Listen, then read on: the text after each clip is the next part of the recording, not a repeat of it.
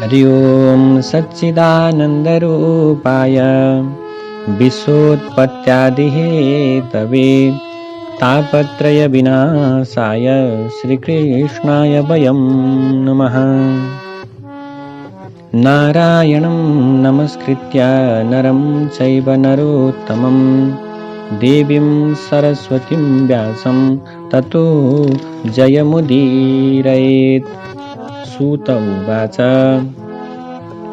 नारायणमुखात् श्रुत्वा प्राक्तनं दृढधन्वनः नातितृप्तमना विप्रा नारदः पृष्ठवान् मुनिम्।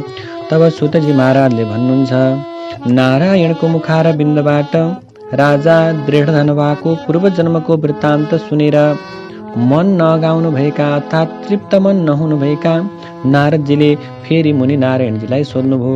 नारदजीले भन्नुहुन्छ, हे नारायण, तब महाराज दृढधन्वाले ती मुनिश्रेष्ठ वाल्मीकिलाई कस्तो कस्तो प्रकारको कुराहरू सोध्नुभयो, त्यो कुरा विस्तारपूर्वक हजुरले मलाई बताइदिनु पर्यो। तब नारायणले भन्नुहुन्छ, हे नारद, महाराज दृढधन्वाले अत्यन्त बुद्धिमान मुनिश्रेष्ठ वाल्मीकिलाई विनयपूर्वक हात जोडेर जुन प्रकारको कुरा सोध्नु भएको थियो, मैले सोही कुरा हजुरलाई बताउने छु। दृढधन्वा नामका राजाले तब वाल्मीकि मुनिलाई प्रश्न गर्नुभयो, पुरुषोत्तममा सोऽयं कथं कार्यो मुमुक्षुभिः कीदृशी कस्य पूजा च किं दानं को विधिर्मुने। तब दृढधन्वा नामका राजाले भन्नुहुन्छ, हे मुनि श्रेष्ठ, मोक्षको इच्छा गर्ने मनुष्यहरूले यो पुरुषोत्तम महिनाको सेवा कसरी गर्नुपर्दछ, कसको पूजा गर्नुपर्दछ, कुन कुन प्रकारका कुराहरू दान गर्नुपर्दछ, यसको विधि विधान के हो, सारा जनताको कल्याणका लागि यो सबै कुरा मलाई बताइदिनुहोस्। किनभने हजुर जस्ता महामुनिहरू, हजुर जस्ता महात्माहरू सारा संसारको कल्याणका लागि पृथ्वीभर भ्रमण गर्ने गर्दछन्। यो पुरुषोत्तम महिना साक्षात आफै नै भगवान पुरुषोत्तमको साक्षात स्वरूप हो। यो समयमा व्रत पूजा गर्यो भने ठूलो पुण्यको प्राप्ति हुन्छ भन्ने कुरा मैले हजुरकै मुखारविन्दबाट राम्रोसँग सुनेको छु। पूर्व जन्ममा म ब्राह्मण श्रेष्ठ सुदेव भएर मृत्यु भएको छोरालाई पनि पुनः जिउँदो पाएँ, पुनः बिउताइदिनुभयो। भगवानको कृपाले पुनः प्राण भरिदिनु भयो। यस्तो त्यो साक्षात प्रमाणलाई देखिसकेपछि त मैले विधिपूर्वक पुरुषोत्तम महिनाको सेवा गर्ने गरेको थिएँ। हे भगवान, त्यतिखेर पुत्र शोकले गर्दा बेहोस रहेकाले हरहमेशै भोकै प्यासे रहेको मेरो त्यो पुरुषोत्तम महिना जान्दै नजानिकन नै बितेको थियो रे। त्यसको समयमा त्यस पश्चात मैले पत्तै नपाइकन अन्जानमा भएको पुरुषोत्तम महिनाको सेवनको पनि त्यस्तो ठूलो फल भयो कि मरेको मेरो सन्तान पनि पुनः जिउँदो भयो। पछि हरिभगवानले सम्झाइसके पछाडि, बुझाइसके पछाडि यो अनुभूत अर्थात् प्रत्यक्ष प्रभाव देखिएको अनौठो पुरुषोत्तम महिनालाई मैले विधिपूर्वक सेवा गर्ने गरेको थिएँ। यस जन्ममा त्यो सबै कुरा मलाई याद छैन, मैले भुसुक्कै बिर्सेँ प्रभु। त्यसै कारणले पुरुषोत्तम महिनाको पूजाको विधान हजुरले मलाई विस्तारपूर्वक राम्रोसँग बताइदिनु पर्यो। तब वाल्मीकि मुनिले भन्नुहुन्छ, ब्राह्मे मुहुर्ते चोत्थाय परब्रह्म विचिन्तयेत् ततो व्रजेन्नैरितासां बृहदसोदकभाजनः। तब वाल्मीकि मुनिले भन्नुहुन्छ, ब्रह्म मुहुर्तमा उठेर परब्रह्म सूर्यको तेजलाई सम्झिनु अनि नैऋत्य दिशातर्फ जानु। नैऋत्य दिशातर्फ शुद्ध जल लिएर जानु। गइसकेपछि पुरुषोत्तम महिनाको सेवा गर्ने जनले एकदम सुरक्षित स्थानमा गएर कानमा जनैलाई राखेर मुखलाई राम्रोसँग ढाकेर दुर्गन्ध भित्र जान नदिने गरेर राम्रोसँग मलमूत्रलाई त्याग गर्नु। मलमूत्रलाई त्याग गर्ने समयमा राम्रोसँग मुखलाई छोपेर उत्तरतिर मुख गरेर मलमूत्र त्याग गर्नु। तत्पश्चात यदि रात्रिको समयमा मलमूत्र त्याग गर्नु छ भने दक्षिण दिशातर्फ फर्केर मलमूत्रलाई त्याग गर्नु। त्यस पछाडि हातलाई राम्रोसँग धुनु। राम्रोसँग सरसफाई गरिसके पछाडि मुखलाई राम्रोसँग कुल्ला गर्नु। मुखलाई कुल्ला गरिसके पछाडि दुवै आँखालाई राम्रोसँग पानीले पखालेर सफा चिसो पानीले आँखालाई छापेर दन्तीवन लगाउनु अर्थात् हातमा लिनु र राम्रोसँग प्रभु हे वनस्पति दतिउन मलाई तिमी आयु बल यश तेज त्यस्तै गरी सन्तान अनि पशु धन विद्या र स्मरण शक्ति देऊ, मलाई सम्झन सक्ने शक्ति देऊ भनेर उसको स्तुति गर्नु। अनि अपमार्गको या बयरको किरा नलागेको सलक्क परेको राम्रो एउटा कान्छी औँला समानको त्यो टुक्रालाई लिएर दाँतमा के गर्नु, सफा गर्नु, दाँतलाई दन्तधावन गर्नु, दाँतलाई माझ्नु। आइतबार भने दतिउन लगाउनु मनाइ छ, त्यसैले 12 पटक कुल्ला गरेर राम्रोसँग मुखलाई शुद्धि गर्नु। त्यसपछि आचमन गरेर राम्रोसँग जिउलाई बिहानको समयमा राम्रोसँग मैलो फाल्ने गरेर स्नान गर्नु। अनि त्यस पछाडि तीर्थका देवताहरूलाई जलले मात्र तर्पण दिनु। यदि समुद्रमा गएर नुहाउने त्यो समय छ भने राम्रोसँग भगवानलाई सम्झेर के गर्नु, तर्पण दिनु। पोखरीमा कुवामा अथवा पधिरामा गएर स्नान गरिएको छ भने पनि त्यहाँ नुहाइसकेपछि राम्रोसँग के गर्नु पर्दछ, भगवानलाई तर्पण दिने गर्नु पर्दछ।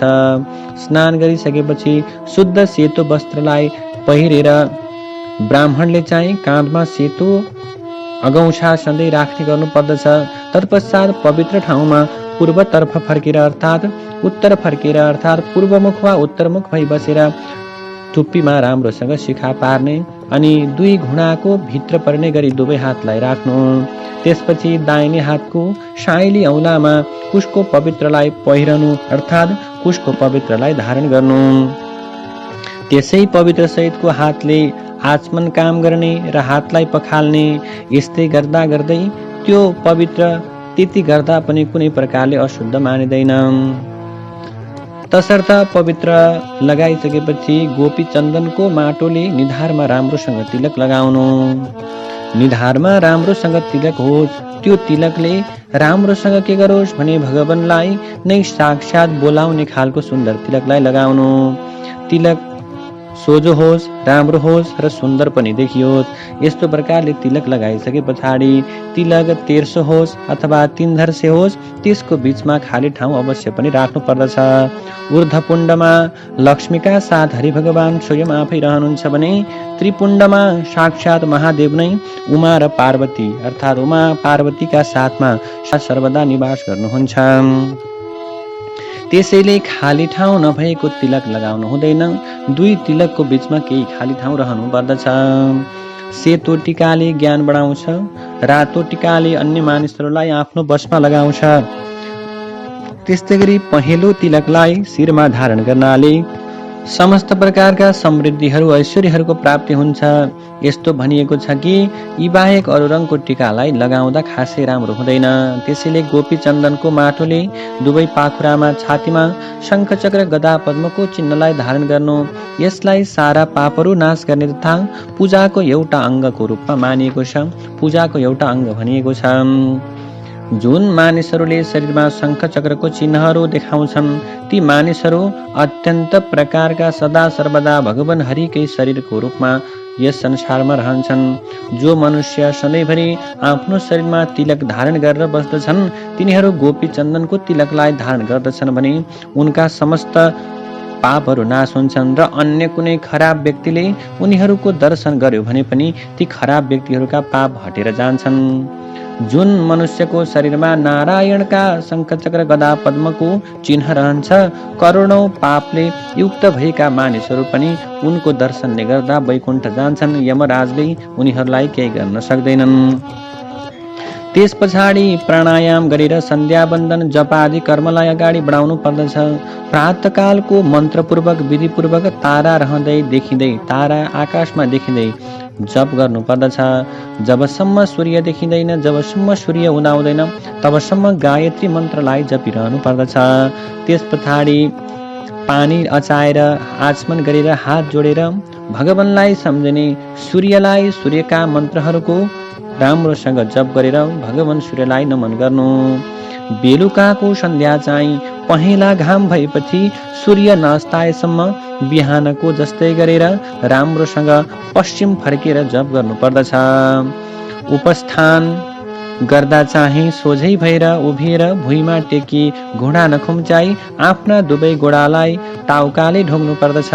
अर्थात् र उभिएर हात जोडेर भगवानलाई सम्झनु पर्दछ, प्रभु मैले कुनै कर्म यहाँ बिराएको छु भने पनि प्रभु मलाई माफ गरिदिनुहोस् भनेर हात जोडेर नमस्कार गर्नु पर्दछ। तब भन्नु पर्दछ, यस्य स्मृत्या च नामुक्त्या तपो यज्ञ क्रियादिषु न्यूनं सम्पूर्णतां याति सद्यो वन्दे तमच्युतम। यो मन्त्रलाई पढेर जो कमी रहेको छ त्यसलाई यस मन्त्रले पूर्ण गर्नु पर्दछ। विधिपूर्वक श्रद्धाका साथमा जप गर्दछ भने उसले तीनै लोकमा नपाइने कुनै पनि कुरा छैन, उसले समस्त प्रकारका कुराहरूको प्राप्ति गर्दछ। दिनको पहिलो भागमा अर्थात् प्रातःकालमा यो जो गर्नुपर्ने कुरा भनियो त्यसलाई यसै गरी सबै काम गरेर दिनहुनै हरिभगवानको पूजा गर्नु पर्दछ। धोइ पखाली गरेको अर्थात् शुद्ध लिपेको पवित्र ठाउँमा शान्त पवित्र भएर नियमपूर्वक पूर्व बसेर अगाडि गाईको गोबरले बाटुलो अर्थात् चारकोणे मण्डल वेदी बनाएर त्यसमाथि व्रत सिद्धिका लागि पूजा गर्नका लागि चामलको पिठोको अष्टदल अर्थात् कमल बनाउनु। राम्रो प्रकारको धातुको, स्वर्णको अथवा चाँदी अथवा तामाको, त्यो पनि छैन भने माटाको नै भए पनि बलियो प्रकारको नयाँ नकुचिएको नचुहिने माझेको शुद्ध कलश त्यो अष्टदलले वेदीका उप राख्नु र त्यहाँ माथि स्थापन गर्नु। त्यो कलशमा शुद्ध पवित्र तीर्थहरूबाट ल्याएको कल्याणकारी जललाई राम्रोसँग भरेर कलशको मुखमा विष्णु अनि घाँटीमा शिवजी राम्रोसँग बस्नु भएको छ। यसको भित्र जब फेदीमा ब्रह्माजी रहनुहुन्छ र भित्रका माझमा मातृका गणहरू रहनु भएको छ। कलशको भित्र कोखामा सारा समुद्रहरू अनि 7 द्वीपहरू अनि वसुन्धरा पृथ्वी तथा ऋग्वेद अनि यजुर्वेद सामवेद त्यस्तै गरी अथर्ववेद यी सबै नै आफ्ना अङ्गहरू व्याकरण आदिका साथमा कलशमा रहनु भनेर यस्ता प्रकारले कलशलाई संस्थापन गरेर तीर्थहरूको आह्वान गर्नु पर्दछ। तीर्थहरूलाई आह्वान गर्नु, तीर्थहरूलाई बोलाउनु, त्यसपछि तीर्थहरूलाई त्यहाँ राम्रोसँग बसाइसके पछाडि चन्दन नक्षता फुल लिएर कलशको मुखमा छोइराखेर सारा पापहरू दुष्कर्महरूलाई नाश गरिदिने गङ्गा गोदावरी त्यस्तै कावेरी अनि सरस्वती यी सबै मेरो शान्तिका लागि यस कलशभित्र आउनु भनेर चढाइदिनु। त्यसपछि त्यस कलशलाई त्यो मन्त्रपूर्वक चन्दन नक्षताले र नैवेद्य आदि विविध सामग्रीहरूले विभिन्न फूलहरूले राम्रोसँग पूजा गर्नु पर्दछ। पूजा गरिसकेपछि त्यस कलशमा पहेँलो वस्त्र बेरेर तामाको थाली अथवा कुनै पात्रलाई राख्ने र त्यस पात्रमाथि सुनको राधाले सहित भएको भगवान हरिको प्रतिमा राख्नु। त्यो प्रतिमा स्वर्ण निर्मित प्रतिमामा राधा सहितको पुरुषोत्तमको आकार अनिवार्य मानिएको छ अनि भक्तिमा तल्लीन भएर श्रद्धा भक्तिका साथमा विधिपूर्वक त्यसै प्रतिमामा राम्रोसँग पूजन गर्नुपर्दछ। किनभने पुरुषोत्तम महिनाको देवता स्वयं भगवान पुरुषोत्तम नै हुनुहुन्छ। तसर्थ पुरुषोत्तम महिना लागेपछि अर्थात् आएपछि उनै पुरुषोत्तम भगवानको पूजालाई विशेष प्रकारले अगाडि बढाउनु पर्दछ। संसार सागरे मग्नम उत्तारयति यो ध्रुवम को न सेवेत तं लोके मृत्यो मरण धर्मवान। संसार सागरमा चुर्लुममा डुबेकोलाई जुन भगवानले निश्चय नै उतार्नुहुन्छ अर्थात् उद्धार गर्नुहुन्छ त्यस्ता भगवानलाई मरण धर्मवाला अर्थात् अवश्य पनि मर्नेवाला मनुष्यले यस लोकमा सेवा पूजा अवश्य पनि गर्नुपर्दछ। तब मात्रै समस्त प्रकारका फलहरू मिल्दछन्। जीवनमा एकपल्ट नासिए पनि वासस्थान फेरि मिल्दछ, धन फेरि मिल्दछ, छोराछोरी फेरि मिल्दछन्, घर फेरि मिल्छ, शुभ अशुभ कर्म पनि फेरि फेरि मिलिरहन्छ। तर शरीर भने फेरि फेरि पाइँदैन। त्यस्ता प्रकारको शरीरको रक्षा गर्नु नै धर्मको लागि रक्षण गर्नु हो। अनि धर्म ज्ञानका लागि नै हो, किनकि ज्ञानले मोक्ष सजिलै पाइने हुन्छ। त्यसकारण धर्म अवश्य पनि गर्नुपर्दछ। यो शरीर रूपी वृक्षको फल सनातन ननासिने धर्म हो। यसकारण जुन शरीरले धर्मले हीन रहन्छ, रहित रहन्छ, त्यस्तो शरीर त नफल्ने रुख जस्तै बेकार रहन्छ, अर्थात् फल नदिने रुख जस्तै बेकार छ। अन्तकालमा सहायताका लागि न त आमा हुन्छन्, न त स्त्री, न त छोराछोरी नै हुन्छन्, न त बाबु, न त सहोदर दाजुभाइ नै रहन्छन्। न त धन नै हुन्छ, न त कुनै प्रकारका सामग्री हुन्छन्। अन्तिममा साथमा रहने भनेको त केवल धर्म मात्रै रहन्छ। वृद्धावस्थामा बुढाइमा त बघिनी जस्तै डरलाग्दी हुन्छ, अर्थात् रोगहरू चाहिँ शत्रु जस्तै हमेसा सताउने हुन्छन्। आयु चाहिँ पुवाल परेको भाँडोबाट दुध वा पानी चुहे चाहिँ प्रतिदिन यानि प्रतिक्षण खिँदै खिँदै जान्छ। जलको तरङ्ग जस्तै चञ्चल लक्ष्मी छन् युवावस्था, अर्थात् जवानी चाहिँ फूल जस्तै चाँडै ओइल्याउने वाला छ। सांसारिक विषय सुखहरू चाहिँ सपनाका सुख जस्तै क्षणिक छन्, तसर्थ यी सबै कुरा बेकार नै हुन्।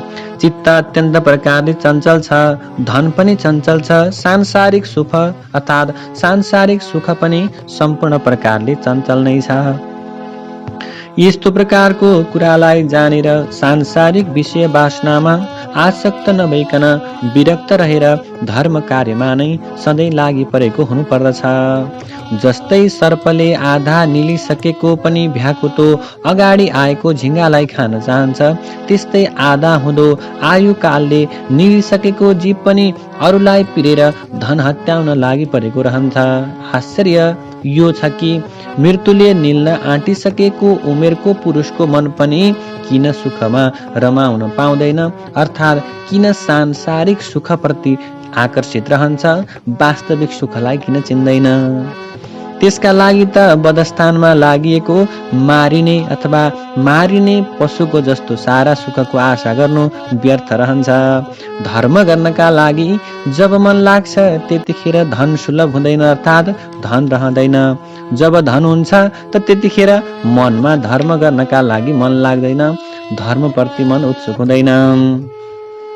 जब चित्त मन र वित्त भनेको धन पनि दुवै हुन्छन् त त्यतिखेर दान लिने सत्पात्र मिल्दैन। त्यसकारण तीनैवटा संयोग जुन समयमा सम्भव हुन्छ त्यसै बेला केही विचार नगरिकन हत्तपत्त जो जन धर्म गर्छ त्यही जन बुद्धिमान हो।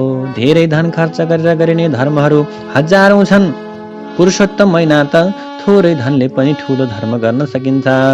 यसमा त केवल स्नान मात्रै गर्नाले, दान मात्रै गर्नाले, भगवान विष्णुको कथामा विष्णुको स्मरण अर्थात् विष्णुको कथालाई सुन्नमा हरिभक्त गर्नु, हरिको कीर्तन गर्नु, हरिहरूका अथवा भगवान हरिका लीलालाई सुन्नु, यति मात्रै पनि गरिएको भए सद्धर्म मिल्दछ, ठूलो पुण्य मिल्ने गर्दछ। जस्तै गंगा नै ठूलो तीर्थ हो, कामदेव नै ठूलो धनुर्धारी हो, विद्या नै सबैभन्दा ठूलो धन हो, गुणहरू नै सबैभन्दा सुन्दर रूप हो। त्यस्तै नै सबै महिनाहरूमा उत्तम महिना पुरुषोत्तम महिना नै हो। मासोत्तमोऽयं पुरुषोत्तमो हि, सबै महिनाहरूमा उत्तम महिना पुरुषोत्तम महिना नै हो। यो त साक्षात् भगवान पुरुषोत्तमकै स्वरूप हो। यद्यपि यो महिना उहिले सबै शुभ कार्यहरू र यज्ञ आदि कर्महरूमा अत्यन्तै निन्दा गरिएको थियो, तथापि पछि भगवानका कृपाले साक्षात् भगवानकै नामको नामले पृथ्वी तलमा प्रख्यात भयो। जस्ता प्रकारले हात्तीले टेकेको पाइलामा अरू सबै प्राणीहरूको पाइला विलीन हुन्छ अर्थात् बिलाउँछ, त्यस्तै प्रकारले सारा धर्महरू अनि कीर्तनहरू सबै नै पुरुषोत्तममा गएर विलीन हुन्छन्, अर्थात् पुरुषोत्तम भगवानमै गएर बिलाउन थाल्दछन्। जस्ता प्रकारले सकल अरू नदीहरू गंगाजीमा समान छैनन्, अथवा भनौं सकल अरू नदीहरू गंगा समानका छैनन्, जस्ता प्रकारले अरू समस्त थरी रुखहरू कल्प वृक्षका समान छैनन्, अनि जस्तै पृथ्वी तलमा चिन्तामणिको समान अरू कुनै रत्न छैनन्, कामधेनु जस्ता अरू कुनै गाई छैनन्, राजाको समान अरू कुनै पुरुष छैनन्, वेदका समान अरू कुनै समस्त शास्त्रहरू हुँदैनन्, त्यस्तै अरू भयभरका पुण्यकालहरू यो पुरुषोत्तम महिनाको पुण्यकालको तुलना गर्नै सकिँदैन। अर्थात् पुरुषोत्तम महिना त्यति अत्यन्त प्रकारले उत्तम रहेको छ। यस महिनाको बराबरी गर्ने अरू कुनै पनि महिना छैन र कहिल्यै हुन पनि सक्दैन। त्यसैले यो पुरुषोत्तम महिना त अत्यन्तै सुन्दर छ। पुरुषोत्तम महिनाको देवता पनि भगवान पुरुषोत्तम नै हुनुहुन्छ। पुरुषोत्तम मासस्य दैवतं पुरुषोत्तमः तस्माद् सम्पूजयेद् भक्त्या श्रद्धया पुरुषोत्तमम्। पुरुषोत्तम महिनाको देवता अर्थात् स्वामी त भगवान पुरुषोत्तम नै हुनुहुन्छ। त्यसकारण श्रद्धा भक्तिपूर्वक पुरुषोत्तम भगवानको पूजा गर्नु पर्दछ। शास्त्रज्ञं निपुणं शुद्धं वैष्णवं सत्यवादिनं विप्राचार्यमथाहूय पूजां तेन प्रकल्पयेत्। शास्त्रलाई जान्ने विद्वान, पूजा गराउनका निम्ति कुशल पवित्र आचरण भएको, भगवानको धर्मलाई विष्णु धर्मलाई जान्नेवाला, सधैँ साँचो बोल्ने यस्तो ब्राह्मणलाई, श्रेष्ठ ब्राह्मणलाई बोलाएर उनीद्वारा भगवान पुरुषोत्तमको पूजन गर्नु पर्दछ। संसार सागरमतीव गभीर वेगा मन्थस्थ मोह मदनादितिमिङ्गिलौघम् उल्लङ्घ्य गन्तुमभिवाञ्छति भारतेऽस्मिन् सम्पूजयेत् स पुरुषोत्तममादिदेवम्।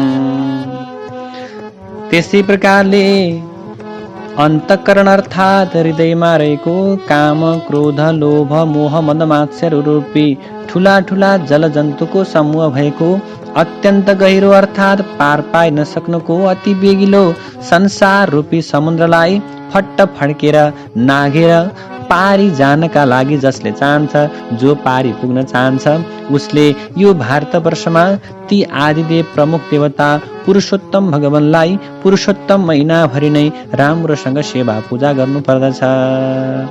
जय जय श्री बृहन्नारदीय पुराणे पुरुषोत्तम मास महात्म्ये श्री नारायण नारद संवादे दृढधन्वोपाख्याने दैनिक प्रातः कृत्य कथनं नाम 20तमो विश्राम। नारायण हरि हरि।